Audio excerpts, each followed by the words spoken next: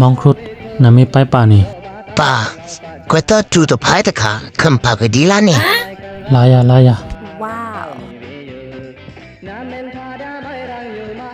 ยอกจู่ไพ่ตะกะมองครุฑคือป่าไปดีแต่ช้างแล้วนี่ละ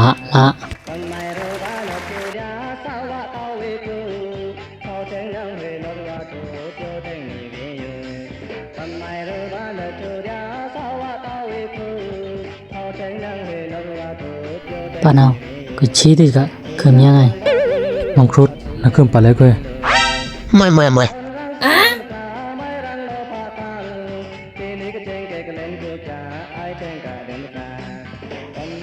ชี้ทื่อจิกะสิทังป่าไปก่อนเนาะเธอสิเนเนสคริกสิทำป่ะเนาะ